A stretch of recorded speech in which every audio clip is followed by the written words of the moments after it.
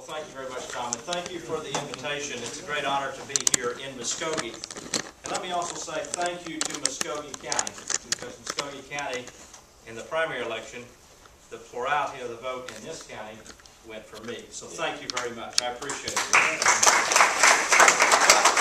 Our work isn't finished yet.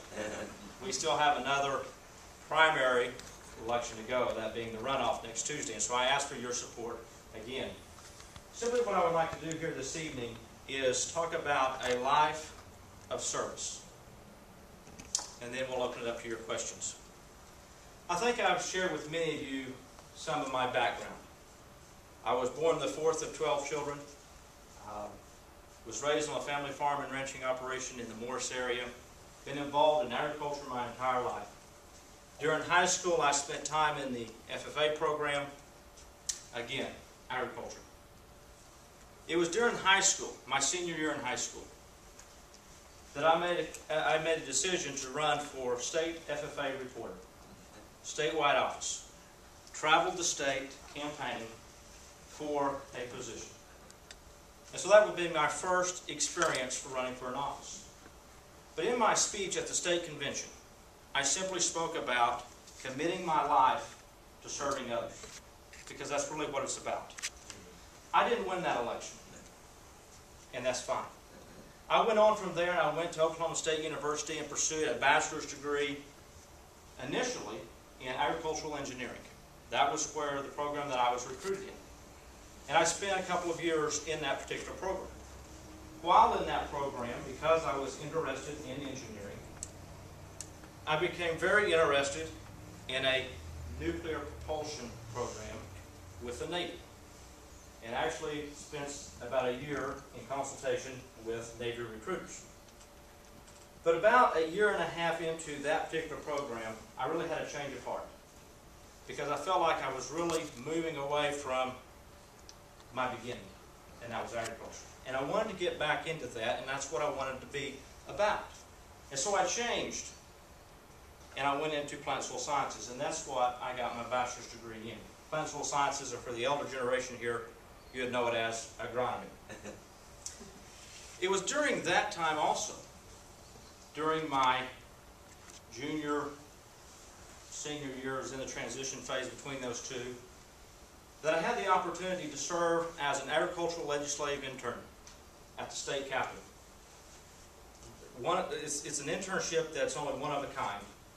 It's agreement between the Senate and House agricultural committees, the Department of Agricultural, Food, and Forestry, and Oklahoma State University. They select one a year. As of last year, they began selecting two. But that time I was selected, I went to the state capitol and served an entire legislative session as the Ag Legislative Intern. What was unique about that particular experience was 2 or 3 weeks into the 4-month legislative process, the executive assistant to the senator that I was under had a heart attack. And I was asked to fill that position, and so I did. I quickly learned not everything an EA knows, but a lot of what they know and do. It was a good insight into what goes on in the legislative process, especially at the state level. From there, I went directly out of that internship, took a 1-week break, then went to Washington, D.C.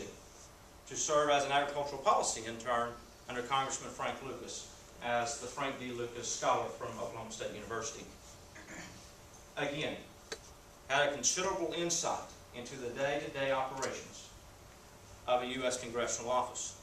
What was particularly unique about that experience was at that particular time the congressman did not have a legislative assistant. They were in the process of hiring one.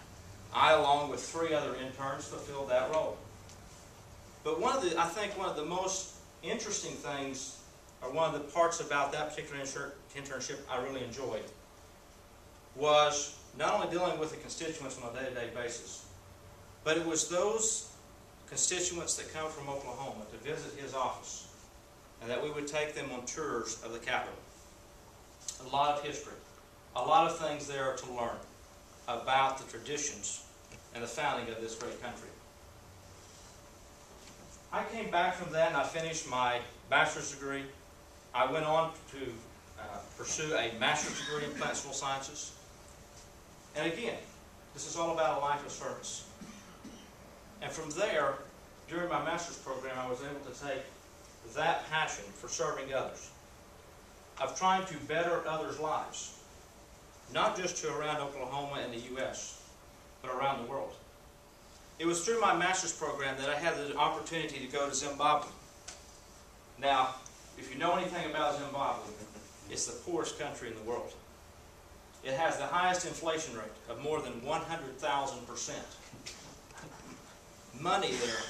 I'm very serious. You would go to buy something. You carried around totes of money. You have blocks of money.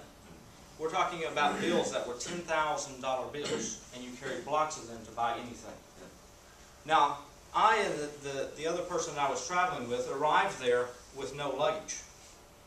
The first thing you want to do is go and buy some more clothes. You're going to be there for a while. You don't want to wear the same exact clothes each and every day.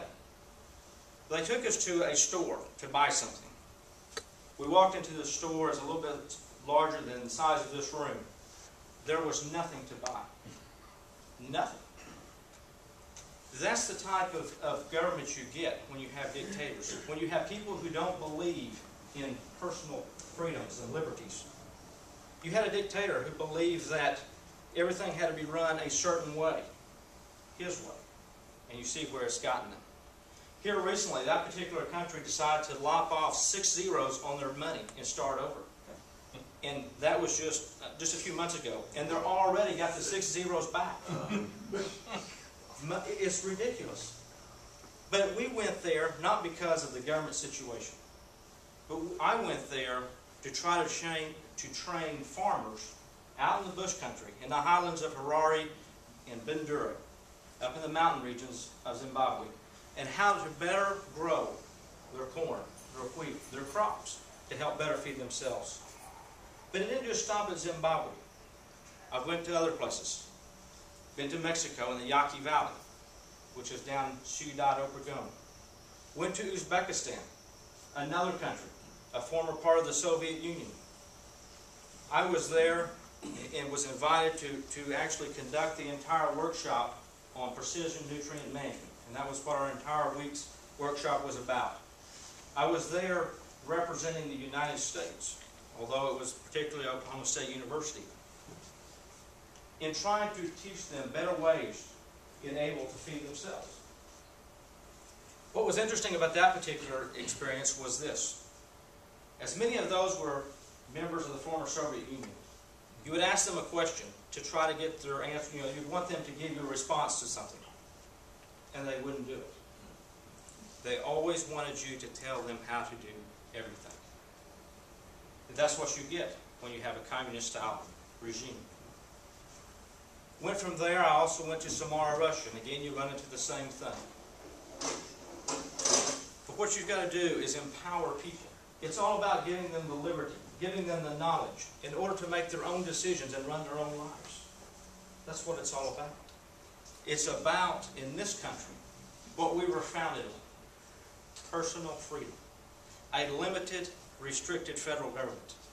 One that the greatest power is put into the hands of the people, and the least amount of power is put into the hands of the federal government. And that's simply what we must get back to. You know, I have shared over the last 13 and a half months a campaign that started in this very room on June 27th of last year. For 13 and a half months, we have shared our vision of getting back to a restricted, limited federal government.